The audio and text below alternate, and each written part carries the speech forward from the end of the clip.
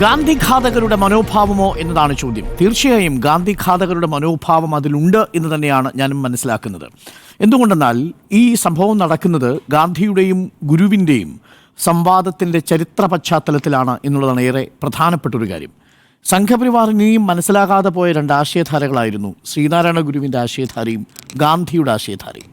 സംഘപരിവാർ എവിടെ ആർക്കൊക്കെ എതിരെ ആയുധമെടുത്തിട്ടുണ്ടോ, പ്രതിഷേധിച്ചിട്ടുണ്ടോ, അവർക്കെല്ലാം അവരൊന്നുകിൽ ഗാന്ധിയുടെ ആശയങ്ങളോ അതല്ലെങ്കിൽ ഗുരുവിൻ്റെ ആശയങ്ങളോ അതല്ലെങ്കിൽ കൽബുർഗിയുടെയോ പൻസാരയുടെയോ ഗൗരി ലങ്കേഷിൻ്റെയോ ധബോൽക്കറുടെയോ ആശയങ്ങളൊക്കെ പിന്തുടരുന്നവരായിരുന്നു എന്നുള്ളതാണ് ചരിത്രത്തിൽ നമ്മൾ മനസ്സിലാക്കുന്നത്.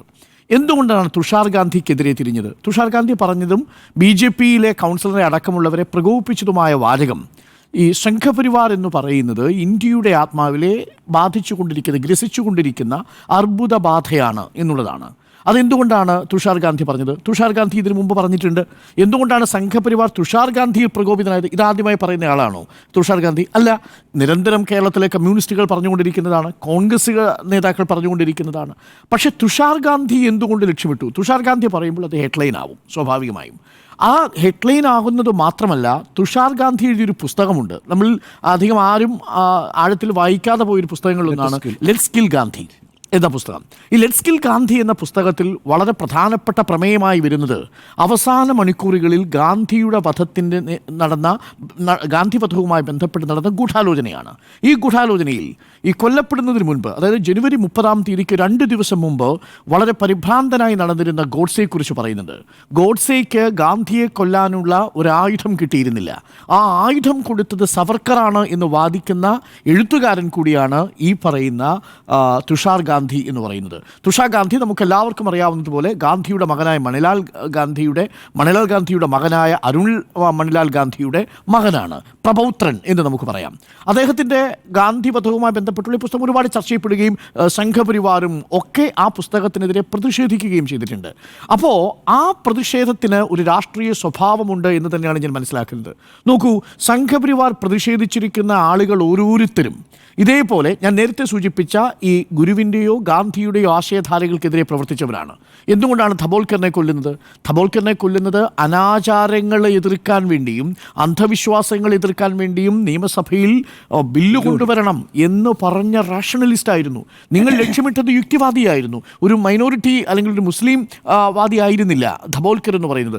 ഹിന്ദുമതത്തിൽ ജനിക്കുകയും എന്നാൽ ഹിന്ദുമതത്തിൻ്റെ ആശയധാരകളിൽപ്പെട്ട ഒരാശയത്തിലും വിശ്വസിക്കാതിരിക്കുകയും ശാസ്ത്രീയമായ മനോവൃത്തി വേണമെന്ന് വാദിക്കുകയും ചെയ്ത ആളാണ് ധബോൽക്കർ എന്ന് പറയുന്നത്. ആ ധബോൽക്കറിനെയാണ് വധിക്കാൻ സംഘപരിവാറിൻ്റെ കൂടാരത്തിൽ നിന്നൊരു ഫ്രിഞ്ച് എലമെൻ്റ് ഇറങ്ങി പുറപ്പെടുന്നത്. നോക്കൂ, ഗുരു എന്താ പറഞ്ഞിരുന്നത്? ഞാൻ ഭയക്കുന്നത് ഗുരു ഇന്ന് ജീവനോടെ ഉണ്ടായിരുന്നെങ്കിൽ ഗുരുവിൻ്റെ ആശയങ്ങളെ ഏറ്റവും കൂടുതൽ ഭയക്കുന്നതും ഗുരു അസ്വസ്ഥപ്പെടുത്തുകയും ചെയ്തത് സംഘപരിവാറിനെയാണ്. കാര്യം നോക്കൂ, ഇതേ ഗുരു പറയുന്നൊരു വാചകമുണ്ടല്ലോ, ഹിന്ദുമതം എന്നൊരു മതമേ ഇല്ലല്ലോ എന്ന് പറയുന്നത് ഇതേ ഗുരുവാണ്. ഹിന്ദുമതം എന്നൊരു മതമില്ല എന്ന് പറഞ്ഞാൽ സ്വാഭാവികമായും അത് ഹിന്ദുത്വവാദത്തിൻ്റെ അടിസ്ഥാന ശിലയെ തന്നെയാണ് ചോദ്യം ചെയ്യുന്നത്. എന്നാൽ സംഘപരിവാർ അധികാര രാഷ്ട്രീയത്തിലേക്ക് എത്തുന്നതിന് മുമ്പ് ശ്രീനാരായണ ഗുരു ഇല്ലാതെ പോയി. അതല്ലെങ്കിൽ ധബോൽക്കറിനും കൽബുർഗിക്കും പൻസാരയ്ക്കും സംഭവിച്ചത് ശ്രീനാരായണ ഗുരുവിന് സംഭവിക്കില്ലെന്ന് പറയാൻ എന്തുറപ്പാണ് നമുക്കുള്ളത്? ചരിത്രത്തിൽ അങ്ങനെ ഒരു ഉറപ്പ് നമുക്കില്ല എന്നുള്ളതാണ്. അതുകൊണ്ട് ഗുരു മരിച്ചത് സംഘപരിവാറിന് മുൻപേ ആയിരുന്നത് കൊണ്ട് ഇതൊരു കൊലപാതകമായില്ല എന്നുള്ളതാണ് എൻ്റെ വാദം. പക്ഷേ ഗാന്ധിയുടെ കാര്യത്തിൽ എങ്ങനെയായിരുന്നില്ല. ഗാന്ധി എന്തിനാണ് ഗോഡ്സെ വധിക്കുന്നത്? ഗാന്ധി പറഞ്ഞത് ഇന്ത്യ എന്നുള്ളത് ഹിന്ദുക്കളുടെ മാത്രം പ്രദേശമല്ലെന്നും ഇവിടെ നാനാജാതി മതവിഭാഗത്തിൽപ്പെട്ടവർക്ക് ഇവിടെ വരാൻ കഴിയുമെന്നും പാകിസ്ഥാന് കൊടുക്കേണ്ട തുക നമുക്ക് വീട്ടിൽ കൊടുക്കണമെന്നുള്ളതും പറഞ്ഞുകൊണ്ട് അദ്ദേഹം സത്യാഗ്രഹം അനുഷ്ഠിക്കുന്നു. ആ സത്യാഗ്രഹം അനുഷ്ഠിക്കുമ്പോൾ ഈ ഗോഡ്സെ തൻ്റെ കുറ്റവിചാരണ വേളയിൽ അവസാനം പറഞ്ഞു നിർത്തുന്ന വാചകമുണ്ട്, നിയമത്തിലൂടെയുള്ള ഒരു ശിക്ഷ ഉറപ്പാക്കി കൊടുക്കാൻ ഈ മനുഷ്യന് കഴിയാത്തത് കൊണ്ട് വധിച്ചു എന്നാണ് ഗോഡ്സെ പറയുന്നത്. ആ ഗോഡ്സെക്ക് വേണ്ടി ഒരു ക്ഷേത്രം ഗ്വാളിയാറിൽ ഒരു പ്രതിമ നിർമ്മിച്ചത് ഇതേ ഹിന്ദു മഹാസഭയുടെ ആൾക്കാരാണ്. ഹിന്ദു മഹാസഭയുടെ ഓഫീസിൽ ഗോഡ്സെയുടെ ഒരു വലിയ പ്രതിമ സ്ഥാപിച്ചു. എന്നിട്ട് ഈ ഗോഡ്സെയുമായി കൂട്ടുചേർന്നുകൊണ്ട് ജനുവരി മാസം 20-ാം തീയതി 1948 ജനുവരി 20-ന് ബോംബെയിലെ ഒരു പാർക്കിൽ വെച്ച് ഗാന്ധിയെ വധിക്കാൻ തീരുമാനിച്ചവരുടെ കൂട്ടത്തിൽ ഈ പറയുന്ന സവർക്കർ ഉണ്ടായിരുന്നു എന്നത് ചരിത്രത്തിൽ രേഖപ്പെടുത്തുന്നു. പക്ഷേ അന്ന് പ്രോസിക്യൂഷൻ ആ കേസ് മുന്നോട്ട് കൊണ്ടുപോകാൻ കഴിയാതിരുന്നത് കൊണ്ട് മാത്രം അവിടെ വധശ്രമത്തിൻ്റെ പേരിൽ ഈ സവർക്കർ രക്ഷപ്പെടുകയാണ് എന്നതാണ് ചരിത്രത്തിൽ പറയപ്പെടുന്നത്. ആ സവർക്കറുടെ ചിത്രം പാർലമെൻറ്റിൽ വയ്ക്കാൻ താല്പര്യം കാണിച്ചത് BJP എന്ന പാർട്ടിയാണ്. ആ സവർക്കറെ ഇപ്പോഴും ആരാധിച്ചു കൊണ്ടിരിക്കുന്നവരാണ്. സവർക്കറുമായി ബന്ധപ്പെട്ട കേസ് മുന്നോട്ട് കൊണ്ടുപോകാൻ പ്രോസിക്യൂഷൻ ദയനീയമായി പരാജയപ്പെട്ടതാണ്. ഈവൻ കപൂർ കമ്മീഷൻ്റെ അടക്കമുള്ള വാദങ്ങൾ ഫലപ്രദമായി കോടതിയിൽ അവതരിപ്പിക്കാൻ കഴിയാതെ പോയതാണ് അതിവിദഗ്ധമായി സവർക്കർ രക്ഷപ്പെടാൻ കാരണം എന്നുള്ളത് ചരിത്രത്തിലെ എത്രയോ രേഖകളിൽ നുറാനിയെ പോലെയുള്ളവരുടെ വളരെ പ്രസിദ്ധമായിട്ടുള്ള ലേഖനങ്ങളിൽ പറയുന്നുണ്ട്. അപ്പോൾ ഗാന്ധിയെ വധിക്കുന്നത് ഇവിടെ ഇന്ത്യ ഹിന്ദുക്കളുടെ മാത്രമല്ലെന്നും നീതിയുക്തമായ മതമില്ലാത്ത മതേതരമായൊരു രാജ്യം വേണമെന്ന് ആഗ്രഹിക്കുകയും ചെയ്തൊരു മനുഷ്യനെയാണ്. എന്തുകൊണ്ടാണ് ധബോൽക്കറിനെ കൊല്ലുന്നത്? അനാചാരമായിട്ടുള്ള ആശയങ്ങൾക്കെതിരെ പ്രതിനിധാനം ചെയ്യുന്നത് കൊണ്ടാണ്. ഇനി പൻസാരയെ കൊല്ലുന്നത് എന്തിനാ? കോൺധാ ശിവജി എന്നൊരു പുസ്തകം പൻസാര എഴുതിയിട്ടുണ്ട്. ആ പുസ്തകത്തിൽ എന്താ പറയുന്നത്? ശിവജിയുടെ സൈനിക തലപ്പത്തുണ്ടായിരുന്നവർ എന്ന് പറയുന്നത് ഹിന്ദുക്കളായിരുന്നവരല്ലെന്നും അവിടെ മുസ്ലിം യോദ്ധാക്കളാണ് ശിവജിയുടെ തലപ്പത്തുണ്ടായിരുന്നതെന്നും പറയുന്നു. ഖാസി ദാവൂദിനെ പോലെയുള്ള ആളുകൾ, ഇബ്രാഹിമിനെ പോലെയുള്ള ആളുകൾ, സിദ്ധു ഹിലാനിയെ പോലെയുള്ള ആളുകൾ ഈ പറയുന്ന ശിവജിയുടെ തലപ്പത്ത്, ശിവജിയുടെ സൈനിക തലപ്പത്തുണ്ടായിരുന്നു എന്ന് പറഞ്ഞാൽ ശിവജിയെക്കുറിച്ച് പ്രകീർത്തിച്ചിരുന്ന എല്ലാ ആശയങ്ങളും ഇല്ലാതെയാവും. ശിവജി ക്ഷേത്രങ്ങൾ സംരക്ഷിക്കാൻ പോയത് മതവർഗീയതയുടെ ഏതെങ്കിലും ഒരു ചൂട് പിടിച്ചാണ് എന്ന ആശയം അവിടെ നിൽക്കില്ല. മതവാദി ആയിരുന്നില്ല ശിവജി എന്നുള്ള ആശയമാണ് പൻസാരെ അവതരിപ്പിക്കുന്നത്. പൻസാരയെ കൊല്ലുന്നു. അപ്പോൾ കൽബുർഗി ഇതേപോലെ അനാചാരങ്ങൾക്കെതിരെ, അന്ധവിശ്വാസങ്ങൾക്കെതിരെ കൽബുർഗി കവിതകൾ എഴുതുന്നു. ആ കൽബുർഗിയെ കൊല്ലുന്നു. ഗൗരി ലങ്കേഷ് നമ്മളിൽ കൂട്ടത്തിൽപ്പെട്ട ഒരാൾ പത്രപ്രവർത്തകയായിരുന്ന് സംഘപരിവാറിൻ്റെ രാഷ്ട്രീയത്തെ തുറന്നു കാണിക്കാൻ വരുമ്പോൾ അവിടെ ഫ്രഞ്ച് എലമെൻ്റ് പോയി പോയിന്റ് ബ്ലാങ്കിൽ നിറയൊഴിക്കുന്നു. അപ്പോൾ പൻസാരയുടെയും കൽബുർഗിയുടെയും ഗൗരി ലങ്കേഷിൻ്റെയും ധബോൽക്കറിൻ്റെയും വധിച്ച അതേ മാതൃകയിൽ പിന്തുടരുന്ന ഒരു സംഘപരിവാർ രാഷ്ട്രീയം ഇന്ത്യയിലുണ്ട് എന്നത് ഭീതിതമായ ഒരു രാഷ്ട്രീയമായി നിൽക്കുമ്പോഴാണ് കേരളത്തിൽ തുഷാർ ഗാന്ധി നടത്തിയ ഒരു സ്റ്റേറ്റ്മെൻറ്റിനെ ഇത്ര പ്രകോപനപരമായി കണ്ട് അദ്ദേഹത്തിനെ തടയുന്നൊരവസ്ഥയുണ്ടാവുന്നത്. അദ്ദേഹത്തിനെ അറസ്റ്റ് ചെയ്യണം എന്നൊക്കെയാണ് പറയുന്നത്. എന്തിനാണ് അദ്ദേഹത്തെ അറസ്റ്റ് ചെയ്യുന്നത്? സംഘപരിവാറിനെതിരെ, സംഘപരിവാർ ഇന്ത്യയുടെ ആത്മീയതയെ ബാധിച്ചിരിക്കുന്ന ഒരു അർബുദമാണെന്ന് ഒരാൾ പറഞ്ഞാൽ അത് അയാളുടെ അഭിപ്രായമല്ലേ? ആ അഭിപ്രായത്തെ നിങ്ങൾ എന്തിനാണ് റദ്ദ് ചെയ്യാൻ പോകുന്നത്? ആ അഭിപ്രായത്തെ നിങ്ങൾക്ക് വേണമെങ്കിൽ വിമർശിക്കാം. പൊതുവേദിയിൽ വിമർശിക്കുന്നില്ല. ഇപ്പോൾ സുജയ് നേരത്തെ വിമർശിച്ചു, തുഷാർ ഗാന്ധി ആ അർത്ഥത്തിൽ ആദരിക്കപ്പെടേണ്ട ഒരാളല്ല. അതുകൊണ്ട് തുഷാർ ഗാന്ധിയുടെ ഒരു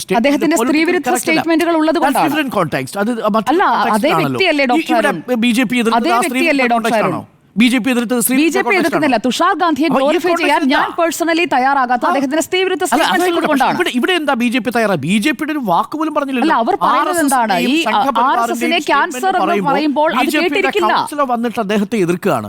പൊളിറ്റിക്കലി നിങ്ങൾക്ക് എതിരഭിപ്രായം ഉണ്ടാവാം, അത് നിങ്ങൾക്ക് ആ വേദിയിൽ സംസാരിക്കാം. അല്ലല്ല, വേദിക്ക് പുറത്ത് നിങ്ങൾ സഞ്ചരിക്കുമ്പോൾ വാഹനത്തിൽ തടയേണ്ട ആവശ്യം എന്താ?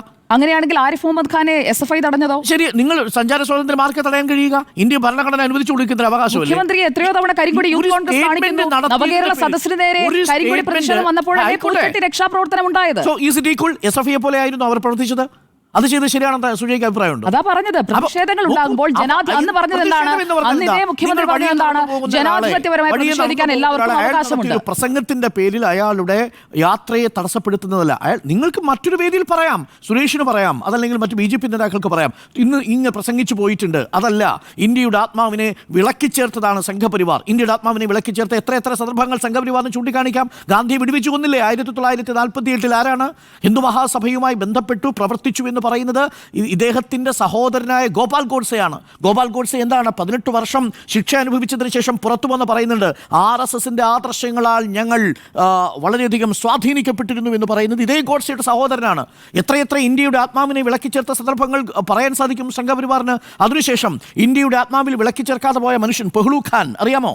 ഈ പറയുന്ന അഖ്ലാഖ് അറിയാമോ? വളരെ പശുവിനെ കടത്തി എന്നതിൻ്റെ പേരിൽ വളരെയധികം ക്രൂരമായ മർദ്ദനങ്ങൾ ഏറ്റുവാങ്ങേണ്ടി വരുന്ന ദളിത് സുഹൃത്തുക്കൾ, മുസ്ലിം ന്യൂനപക്ഷ വിഭാഗത്തിൽ നിൽക്കുന്ന മനുഷ്യർ, ഇവരെയൊക്കെ എന്തെന്നേക്കുമായി ഇല്ലായ്മ ചെയ്ത് ഇന്ത്യയുടെ ആത്മീയതയെ വിളക്കിച്ചേർത്തവരാണല്ലോ ആ അർത്ഥത്തിൽ സംഘപരിവാറുകാർ. അതുകൊണ്ട് സുജയ, കൂടുതൽ നമ്മളെ കൊണ്ട് പറയിപ്പിക്കരുത്. സംഘപരിവാറിൻ്റെ രാഷ്ട്രീയം എന്നുള്ളത് ഇന്ത്യയുടെ ആത്മീയതയെ വിളക്കിച്ചേർത്ത ഒരു രാഷ്ട്രീയമാണെന്ന് വിശ്വസിക്കാത്ത ഒരാളാണ് തുഷാർ ഗാന്ധി.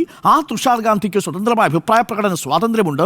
ആ അഭിപ്രായ പ്രകടന സ്വാതന്ത്ര്യമാണ് തുഷാർ ഗാന്ധി ഇന്ന് പ്രകടിപ്പിച്ചത്. അതാകട്ടെ സംഘപരിവാറിനെ വിരൽ പിടിപ്പിച്ചത് ഞാൻ നേരത്തെ സൂചിപ്പിച്ചതുപോലെ സവർക്കറിനെ അറ്റാക്ക് ചെയ്യുന്ന സവർക്രൈറ്റുകൾ വിശ്വാസികളെ അറ്റാക്ക് ചെയ്യുന്ന ഗോഡ്സെക്ക് വേണ്ടിയിട്ട് നാഥുറാം വിനായക് ഗോഡ്സെക്ക് വേണ്ടിയിട്ട് ക്ഷേത്രങ്ങൾ പണിയാൻ പോകുന്ന, എന്തിനേറെ ഗോഡ്സെ രാജ്യസ്നേഹിയാണെന്ന് പറഞ്ഞത് BJPയുടെ തെരഞ്ഞെടുക്കപ്പെട്ട MP സാക്ഷി മഹാരാജാണ്. ഗോഡ്സെ രാജ്യസ്നേഹിയാണ് എന്ന് പറഞ്ഞു. സുജയ്ക്ക് അങ്ങനെ അഭിപ്രായം ഉണ്ടാവില്ലല്ലോ.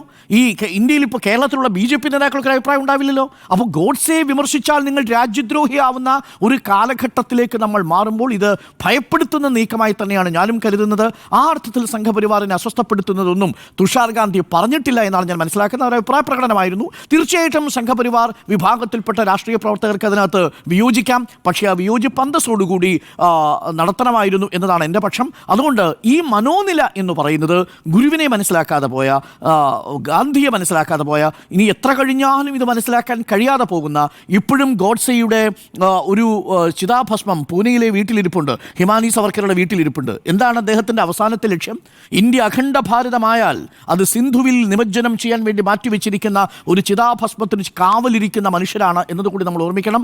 ആ ഘട്ടത്തിൽ ഗാന്ധിയുടെ പ്രപൗത്രൻ പറഞ്ഞത് അദ്ദേഹത്തിൻ്റെ അഭിപ്രായമാണ്. ആ അഭിപ്രായത്തോട് നമുക്ക് വിയോജിക്കാം, ആ അഭിപ്രായത്തോട് ചേരാം. ഇതൊക്കെ നമ്മൾ ഇന്ത്യൻ ഭരണഘടന നൽകുന്ന ഒരു അവകാശമാണ്. അത് നിഷേധിക്കപ്പെടുമ്പോഴാണ് പത്രസ്വാതന്ത്ര്യം പോലെ 159 സ്ഥാനത്തേക്ക് തലകുത്തി വീണിരിക്കുന്ന പത്രസ്വാതന്ത്ര്യം പോലെ നമ്മൾ ആവിഷ്കാര സ്വാതന്ത്ര്യത്തിനും അഭിപ്രായ പ്രകടന സ്വാതന്ത്ര്യത്തിനുമുള്ള വെല്ലുവിളിയായി മാറുന്നത്. അത് കേരളം പോലൊരു സ്ഥലത്ത് സംഭവിച്ചു എന്നുള്ളതാണ് ഏറെ ഖേദകരമായ കാര്യം. സംഭവിക്കാൻ പാടില്ലാത്തതായിരുന്നു.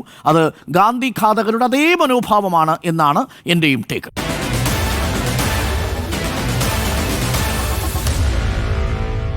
Meet the editors.